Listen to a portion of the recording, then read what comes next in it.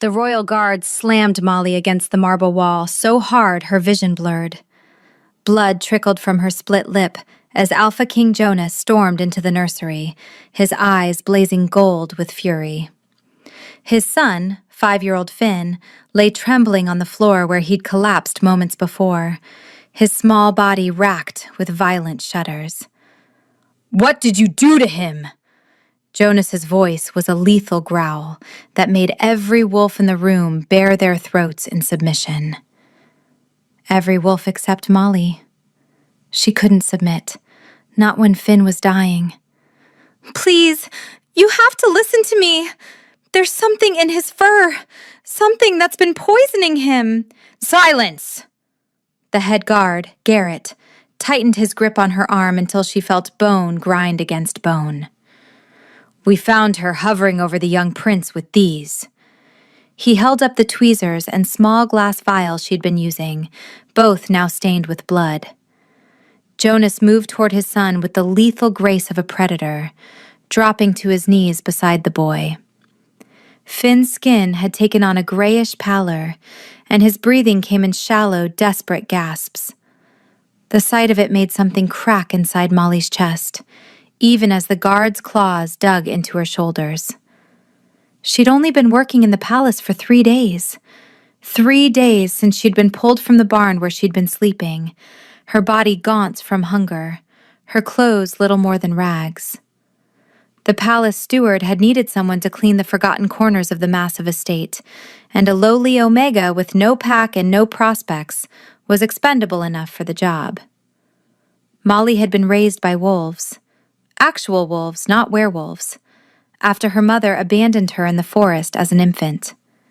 She'd learned to survive on instinct, to read the signs other creatures left behind, to understand suffering in its rawest form. And from the moment she'd first glimpsed little Finn during her cleaning duties, she'd recognized that same suffering in his eyes. The boy had everything a prince could want: toys, clothes, a magnificent bedroom overlooking the kingdom. But he'd been dying slowly, day by day, and no one had noticed. No one except her. "The royal physician has examined my son every week for the past 6 months, Jonas said, his voice dropping to a deadly whisper as he lifted Finn into his arms. "He found nothing wrong. And now you, a worthless Omega who sleeps in barns, expect me to believe you discovered something in 3 days that our best healers missed." "I know what I saw. Please, just look at what I found." "Enough!" Garrett shook her viciously. "Your Majesty, she's clearly lying to cover up whatever poison she administered. We should execute her now, before she can harm anyone else." Finn let out a weak whimper, and Jonas's attention snapped back to his son. The boy's lips were turning blue. Panic flashed across the Alpha King's face, a crack in his controlled fury that revealed the terrified father beneath. "He's dying," Molly whispered. "He's been dying for months. Whatever's in his fur, it's been releasing poison into his bloodstream. I started removing them, but I didn't finish. If you don't let me help him, you'll lose him tonight." Jonas's head whipped toward her, and for the first time since he'd entered the room, he truly looked at her. She was small, even for an Omega, with tangled auburn hair and clothes that hung off her malnourished frame. Her face was bruised from the guard's rough handling, and her wrists were bleeding where silver cuffs had been clamped around them. She looked like nothing, like no one, but her eyes burned with an absolute certainty that gave him pause. "Show me." "Your Majesty, you can't possibly believe—" "I said, show me." Jonas's alpha authority rolled through the room like thunder, forcing every wolf to their knees. Only Molly remained standing, held upright by the guard's grip. "Release her. But if this is a trick, Omega, I will tear you apart with my bare hands." The guards reluctantly let go, and Molly nearly collapsed. Her legs had gone numb from the silver's burn, and her whole body screamed in protest as she stumbled forward. She fell to her knees beside Jonas and Finn, her hands trembling as she reached for the tweezers Garrett had confiscated. "May I?" Jonas studied her for a long moment, then gave a curt nod. His massive hand remained pressed against Finn's chest, monitoring his son's failing heartbeat. Molly's fingers were clumsy from the silver poisoning, but she forced them to steady as she parted the soft fur on Finn's forearm. The boy was too weak to shift fully, stuck in a painful half-state between human and wolf. His skin was covered in a fine layer of downy fur, and hidden within it, nearly invisible unless you knew exactly where to look, were dozens of tiny silver barbs. "Moon's mercy," Jonas breathed. They were small, no larger than a pine needle, but each one had been driven deep into Finn's skin. The silver was slowly poisoning him, so gradually that it had mimicked a wasting sickness. The royal physicians had treated the symptoms, the fatigue, the nausea, the weakness, but they'd never found the cause. "They're silver barbs," Molly explained, her voice gaining strength as she worked. "Embedded in his fur in a pattern. Someone's been placing them on him, probably during his baths or when he's sleeping. The silver releases slowly enough that it wouldn't trigger immediate detection, but over time, it would kill him." Jonas's voice was hollow with horror and rage. "How many?" "I've counted 43 so far, but I've only checked his arms." Her hands moved with surprising delicacy as she used the tweezers to extract one of the barbs. It came out with a soft resistance, and immediately a drop of black blood followed, the poison leaving Finn's system. The boy gasped, and color began to return to his lips. Jonas watched in stunned silence as Molly worked, removing barb after barb with practiced precision. She moved to Finn's neck next, then his chest, her fingers finding needles that even Jonas couldn't see. Each extraction brought more labored breathing from the child, but also more life, more hope. "Where did you learn to do this?" "The wolves who raised me. They'd sometimes get porcupine quills or thorns embedded in their fur. If you don't remove them carefully, the wound gets infected." She paused, her hands hovering over a particularly deep barb near Finn's heart. "This one's close to a major vein. I'll need to be careful." "Do it." The room fell silent except for Finn's shallow breathing. Garrett and the other guards watched from the doorway, their earlier certainty replaced by confusion and growing horror. If the Omega was telling the truth, if someone had been poisoning the prince under their watch. Molly's hands didn't shake as she gripped the barb and began to ease it out, millimeter by millimeter. Sweat beaded on her forehead and her breathing matched Jonas's, both of them frozen in terror that one wrong move would sever the vein and kill Finn instantly.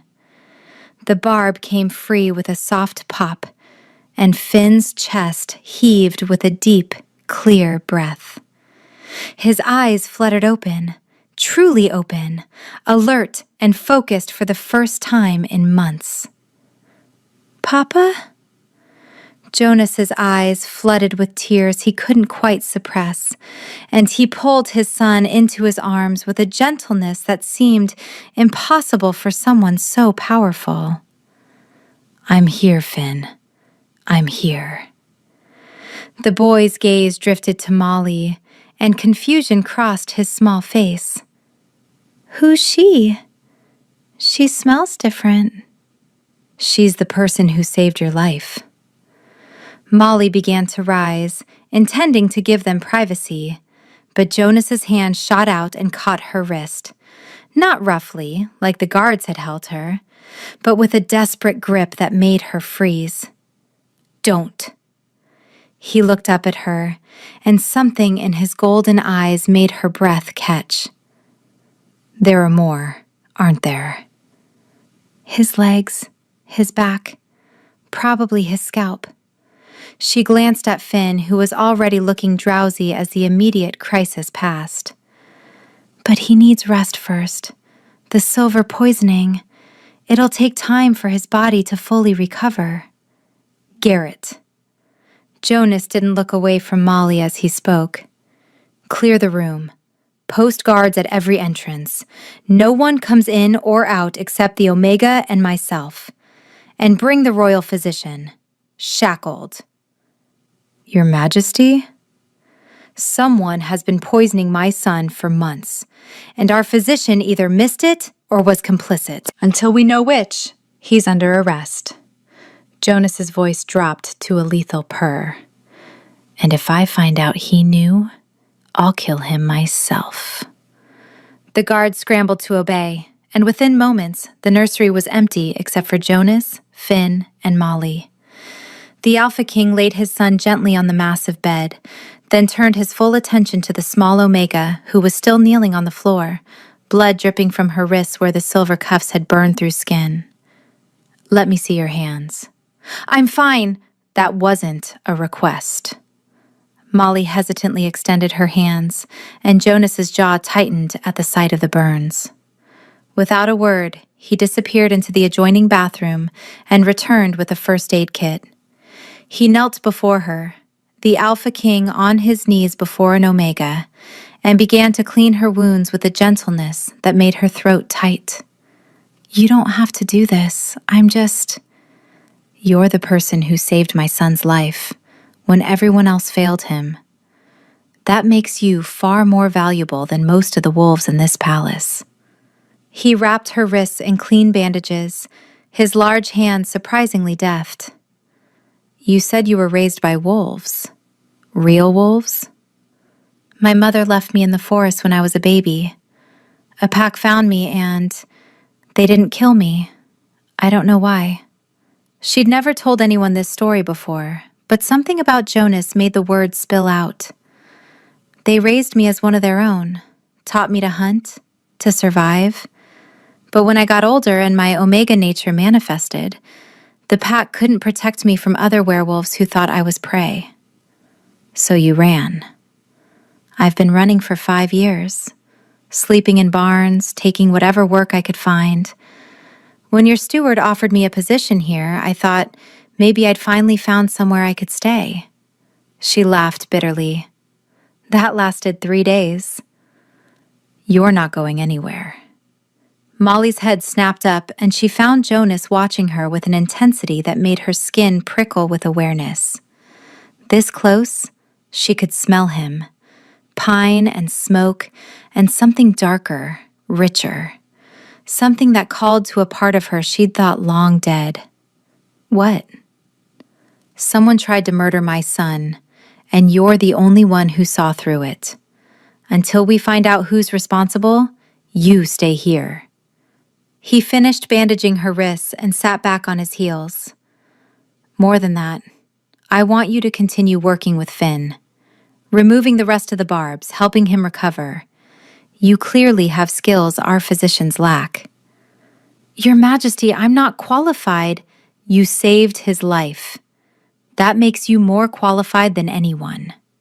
Something shifted in his expression, a crack in his controlled facade. I've been watching him die for 6 months. 6 months of useless treatments and empty promises while my son wasted away in front of me. And you found the answer in 3 days. The pain in his voice was so acute it made Molly's chest ache. She'd seen Jonas as the terrifying Alpha King, the powerful ruler who could kill her with a thought. But now she saw him as what he really was, a father who'd been helpless to save his child. I'll help however I can. Relief flooded Jonas's features, and for a moment, his hand covered hers where it rested on her lap. The contact sent a jolt of electricity through her body, and from the way his eyes widened, she knew he felt it too. The mate bond. No, It wasn't possible. Alpha Kings didn't mate with homeless Omegas who'd been raised by animals. The bond had to be a mistake, a fluke of adrenaline and fear. Molly pulled her hand away and stood abruptly, putting distance between them. I should check on Finn, make sure he's resting comfortably. Jonas rose as well, his gaze tracking her movements with predatory focus. He'd felt it. The bond. And unlike her, he didn't look horrified by it. He looked intrigued. We'll discuss this later. Discuss what? You know what. Before Molly could respond, Finn stirred on the bed, letting out a soft whimper. She was at his side in an instant, her fingers gentle as she brushed his hair back from his fevered forehead. The boy's eyes opened, clearer now but still heavy with exhaustion. Will you stay until I fall asleep? The question was directed at her, not his father, and Molly's throat tightened. Of course. She sat on the edge of the bed, and Finn immediately curled toward her, his small body seeking comfort. Within moments, his breathing evened out into sleep. Molly continued to stroke his hair, her touch soothing in a way that made Jonas's chest constrict with an emotion he couldn't name. He never lets anyone touch him like that. Not even me. He's your son, surely. His mother died when he was born. My sister tried to help raise him, but she has her own pups to care for. The servants are too afraid of him to offer comfort. Jonas moved to stand on the opposite side of the bed, looking down at his son with a mixture of love and regret. I tried. But every time I held him, I saw her. Every time I looked at him, I was reminded of what I lost. And then he started getting sick, and I couldn't fix it, and You pulled away. I'm his father. I should have been able to protect him. You're protecting him now. That's what matters. She met his gaze across the bed, and something passed between them. A shared understanding of what it meant to fail someone you loved, and the desperate need to make it right. The door opened, and Garrett entered with the royal physician in tow. Dr. Pence was a dignified older wolf with silver hair and an air of superiority that faltered when he saw the silver barbs Molly had extracted, now lined up on the bedside table like evidence of his failure. Dr. Pence, how interesting that you examined my son every week for 6 months and never noticed these. Jonas gestured to the barbs with deadly calm. Your Majesty, I assure you, I conducted thorough examinations. If those were present, I would have what? Found them? Clearly not.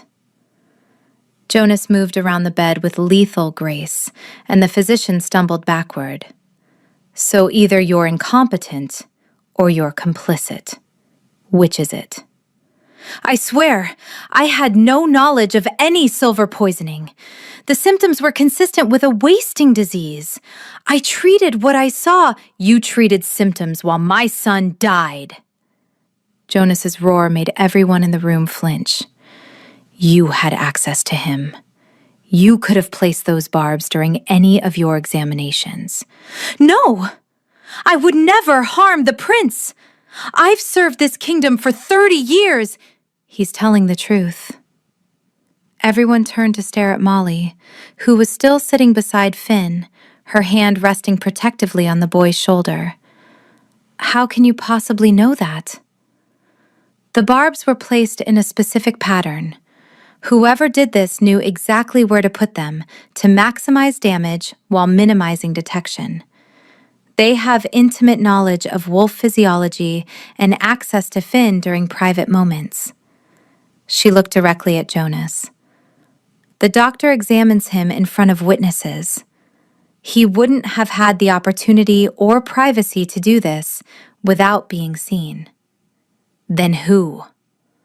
Someone Finn trusts. Someone who touches him regularly in private. someone with access to his chambers when he's vulnerable. She paused, knowing her next words would ignite Jonas's fury.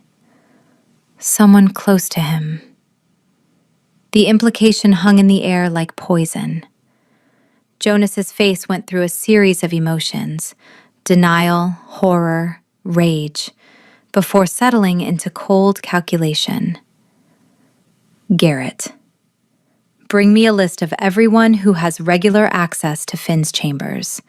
Servants, tutors, family members, everyone.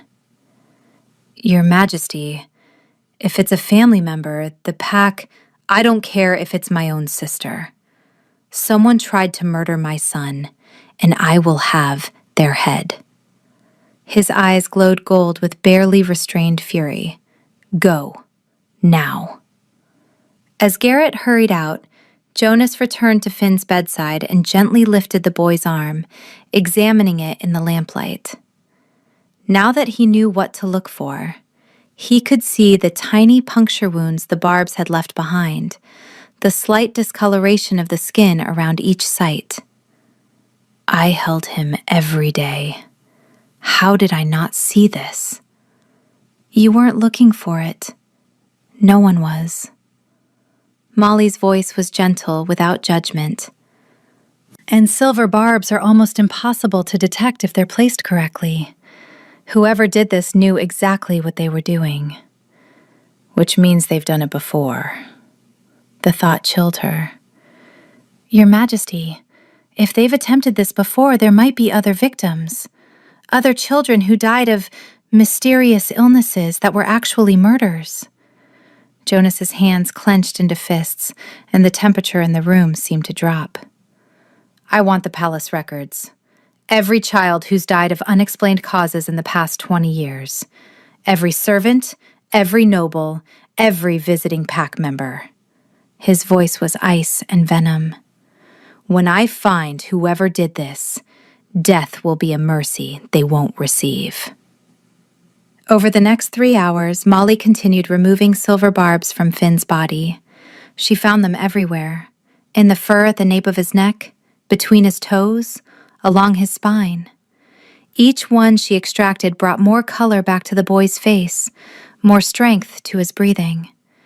By the time she finished, she'd collected over 100 barbs, and Finn was sleeping peacefully for the first time in months.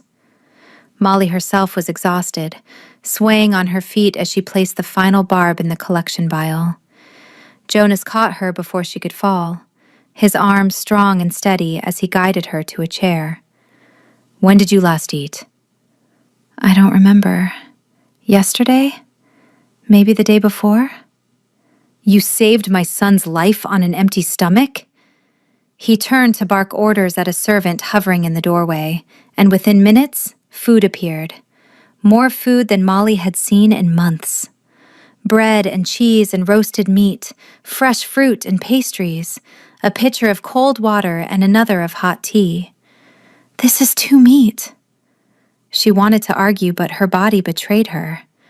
The moment the food was in front of her, hunger overwhelmed pride. She ate with the focused intensity of someone who'd gone too long without, and Jonas watched with satisfaction as color returned to her pale cheeks. You'll need proper quarters, somewhere close to Finn's rooms, in case he needs you during the night. I can sleep in the servants' wing. No, you'll have a room in the family wing. When she started to protest, he held up a hand. This isn't a request, Molly. You're under my protection now, and that means you stay where I can keep you safe. Safe from what? From whoever tried to kill my son. They don't know you've discovered their plot yet, but when they do, you'll be in danger. His eyes met hers, and the intensity in them made her breath catch. I won't let anything happen to you. There it was again. That pull, that undeniable connection that thrummed through her veins whenever he was near. Molly wanted to run, to put distance between herself and this. Impossibility. But where would she go? She had nothing, was nothing. a homeless Omega with no pack and no prospects. But when Jonas looked at her, she felt like something more. "Why are you being so kind to me?" "Because you saved my son. Because you saw what no one else could see. And because..." He trailed off, and for the first time since she'd met him, the Alpha King looked uncertain. "Because I think you felt it too. The bond." "That's not possible. You're an Alpha King. I'm nobody." "You're not nobody to me." He moved closer, and Molly's back pressed against the chair, trapped by his proximity and the heat radiating from his body. "The moon chooses mates for reasons we don't always understand. I lost my first mate to childbirth, and I thought I'd never feel the bond again. But then you walked into my son's room, covered in bruises and blood, and I felt it." "You can reject it. Reject me. I won't fight you on it." "I don't want to reject it." His hand came up to cup her face, his thumb brushing across her bruised cheekbone with infinite gentleness. "I want to see where it leads." Before Molly could respond, Garrett burst through the door, his face ashen. "Your Majesty, we found something." Jonas pulled away from Molly reluctantly, his expression shifting from tender to lethal in an instant. "Report. The barbs. They match a silver set that was reported stolen from the Royal Armory 3 years ago." He glanced at Molly, then back to Jonas. "The night they were taken, only 3 people had access to that section of the armory. You, your sister, and Lady Rhea." The name sent ice through Molly's veins, though she didn't know why. Jonas's entire body went rigid, his hands clenching into fists at his sides. "Rhea, my sister's best friend, Finn's godmother. We've searched her chambers. We found more barbs hidden in her jewelry box, along with a journal detailing every placement. Your Majesty, she's been poisoning the prince since he was 2 years old." Molly's stomach turned. 5 years. For 5 years, that woman had been slowly murdering a child who trusted her, who loved her. "Where is she now?" "In the throne room, under guard. She's demanding an audience with you." "Oh, she'll get her audience." Jonas strode toward the door, murder in every line of his body, but Molly's voice stopped him. "Wait. If she's been doing this for years, there has to be a reason. You need to find out what it is before you kill her." "I don't need a reason to execute someone who tried to murder my son." "Yes, you do. Because if she had help, if there are others involved in this plot, you need to know." Molly stood, her legs still shaky but her voice steady. "Let me come with you. I can tell if she's lying." "Absolutely not. You've been through enough. I'm the one who found the barbs. I'm the one who saved Finn. I have a right to face her." Jonas studied her for a long moment, seeing not the fragile Omega he'd first assumed her to be, but a survivor with steel in her spine. Finally, he nodded.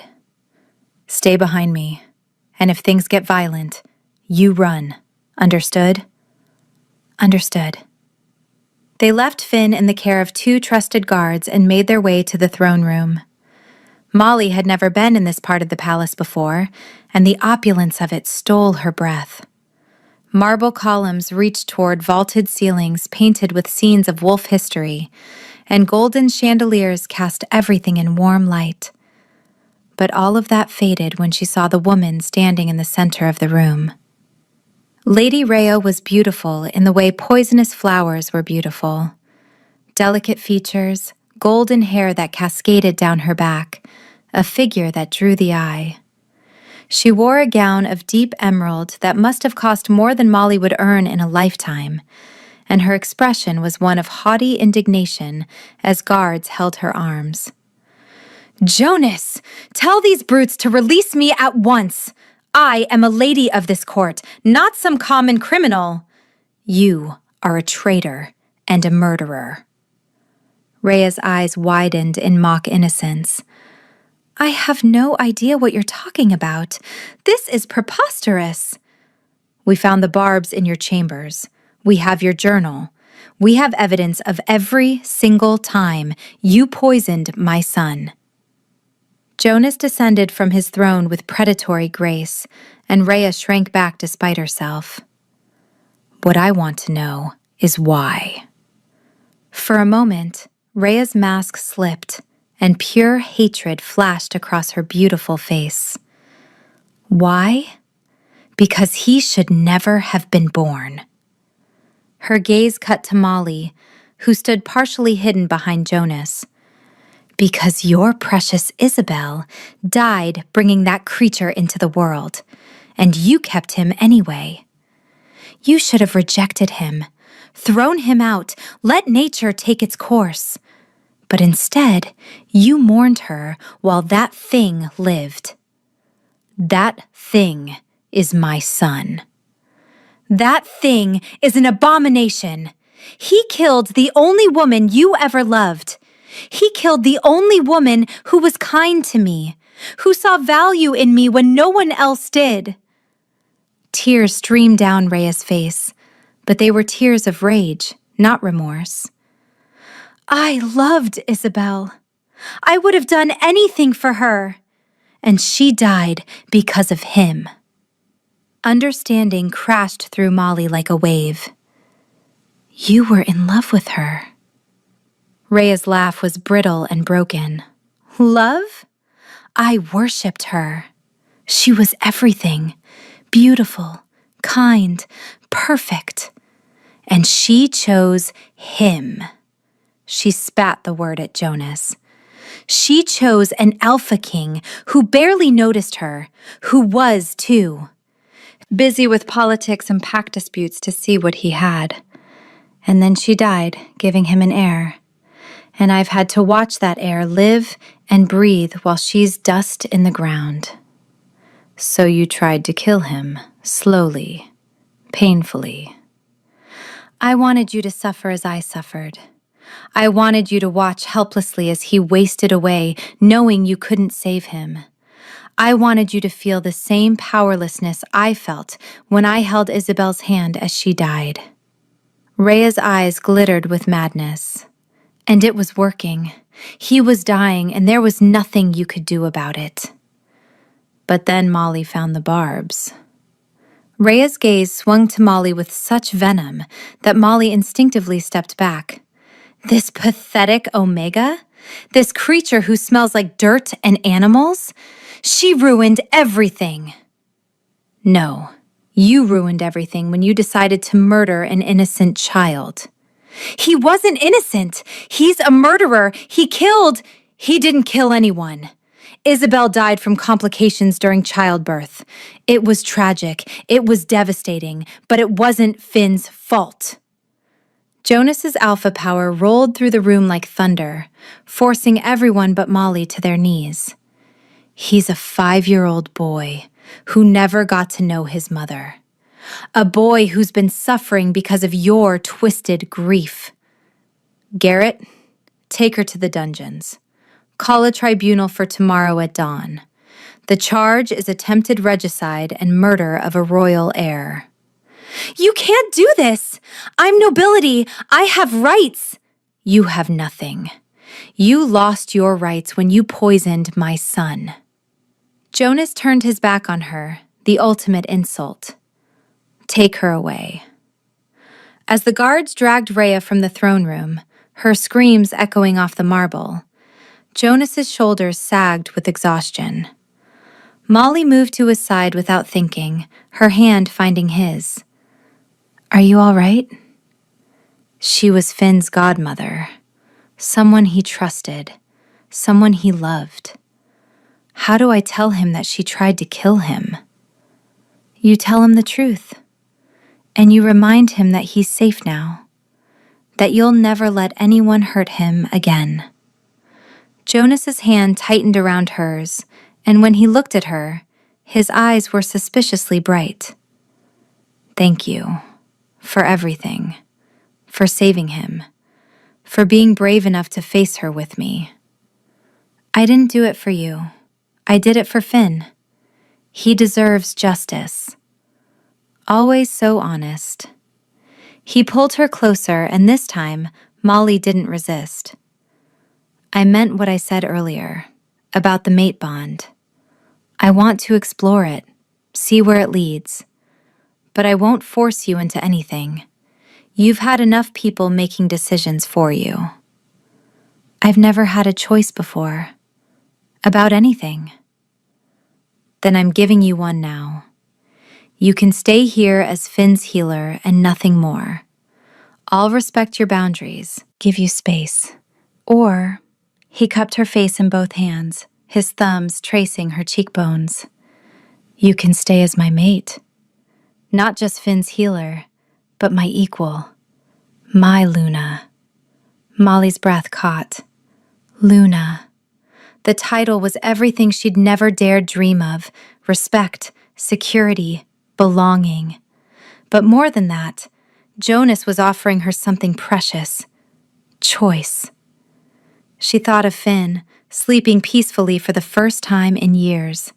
She thought of the mate bond thrumming between them, warm and real and right. She thought of what it would mean to have a home, a family, a place where she belonged. I choose you. I choose this. The smile that broke across Jonas's face was like sunrise, and when he kissed her, it felt like coming home. The mate bond flared to life between them, a golden thread that bound them together in a way that transcended reason or logic. When they finally broke apart, both breathless, Jonas rested his forehead against hers. My fierce little Omega. My unexpected Luna. Don't call me little. Never again. They stayed like that for a long moment, wrapped in each other's arms in the empty throne room, two broken souls who'd found healing in the most unexpected way. The next morning, Rhea's tribunal was swift and brutal. The evidence against her was overwhelming, and the Pack Council showed no mercy. She was sentenced to death for attempted regicide, her title and lands stripped, her name erased from the rolls of nobility. Jonas carried out the sentence himself, his wolf form massive and terrible as he delivered justice for his son. Molly didn't watch. She was with Finn, who'd woken asking for her, his small hand clutching hers as if afraid she'd disappear. Did you really stay all night? I did. I told you I would. Will you stay again tonight? And the night after? Molly brushed his hair back from his forehead, her heart aching with tenderness for this brave little boy who'd survived so much. I'll stay as long as you need me to. Forever? If that's what you want, then yes, forever. Finn's face lit up with joy, and he threw his arms around her neck in a fierce hug. Papa said you're going to be my new mama, is that true? Molly's throat tightened with emotion. Over Finn's shoulder, she saw Jonas standing in the doorway, his expression soft with love as he watched them together. Would you like that? For me to be your mama? Yes! I've always wanted a mama. Papa says my first mama was beautiful and kind, but I don't remember her. But you're beautiful and kind too, and you saved me, and you smell like pine trees and home. Then yes, I'll be your mama. 3 months later, Molly stood in the palace gardens wearing a gown of silver and blue, her auburn hair crowned with moonflowers. Finn stood beside Jonas as his best man, his health fully restored, his smile bright as he watched his father marry the Omega who'd saved his life. The entire kingdom had come to witness their Alpha King take a mate, a lowly Omega with no pack, no title, no legacy. The nobles had objected at first, scandalized by the match, but Jonas had made his position clear. Molly was his mate, his choice, his equal, and anyone who disagreed could challenge him for leadership. No one had been stupid enough to try. Now, as Jonas took her hands and spoke his vows, Molly felt the last of her old life fall away. She was no longer the homeless Omega who slept in barns. She was Luna, mother to Finn, mate to Jonas, and protector of the innocent. I, Jonas, Alpha King of the Northern Territories, take you, Molly, as my mate and Luna. I vow to cherish you, protect you, and stand beside you for all the days of my life. You saved my son, and in doing so, you saved me. You are my moon, my light, my home. I, Molly, take you, Jonas, as my mate and Alpha. I vow to stand beside you, to protect our son, and to be the strength you need when darkness falls. You gave me a choice when I'd never had one before. You gave me a home when I had none. You are my heart, my family, my forever. When they kissed, sealing the bond, the pack howled their approval. Finn cheered loudest of all, jumping up and down with excitement as his parents laughed. That night, after the festivities had ended and Finn was tucked into bed, in a new room, far from the nursery where he'd suffered, Jonas and Molly stood on the balcony of their chambers, looking out over the kingdom that was now hers to help rule. Happy? More than I ever thought possible.